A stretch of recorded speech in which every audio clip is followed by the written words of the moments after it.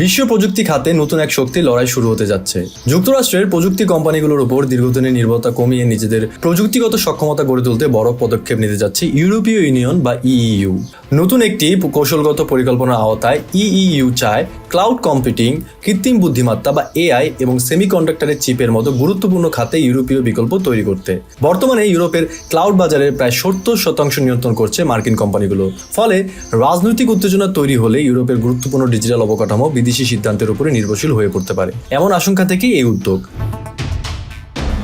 ইউরোপীয় কর্মকর্তাদের ভাষায় এটি কোনো দেশের বিরুদ্ধে পদক্ষেপ নয়, বরং প্রযুক্তিগত সার্বভৌমত্ব নিশ্চিত করার প্রচেষ্টা। নতুন পরিকল্পনার অংশ হিসেবে দ্রুত ডেটা সেন্টার নির্মাণ, চিপ সরবরাহ নিরাপদ করা এবং সরকারি প্রতিষ্ঠানগুলোতে আরও বেশি ওপেন সোর্স সফটওয়্যার ব্যবহারের প্রস্তাব আনা হচ্ছে।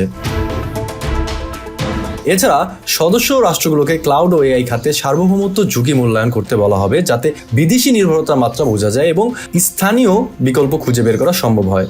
তবে এই পরিকল্পনা নিয়েও উদ্বেগ রয়েছে। মার্কিন প্রযুক্তি প্রতিষ্ঠানগুলো বলছে বিদেশি কোম্পানিকে সীমিত করে ইউরোপ প্রযুক্তিগতভাবে এগোতে পারবে না। তাদের দাবি, ডিজিটাল সার্বভৌমত্ব মানে নিয়ন্ত্রণ নিশ্চিত করা, বাজার বন্ধ করে দেওয়া নয়। বিশ্লেষকদের মতে এই উদ্যোগ শুধু প্রযুক্তি নয়, ভবিষ্যতের অর্থনীতি, নিরাপত্তা ও ভূ রাজনীতির ক্ষেত্রেও ইউরোপের অবস্থান নির্ধারণে গুরুত্বপূর্ণ ভূমিকা রাখতে পারে।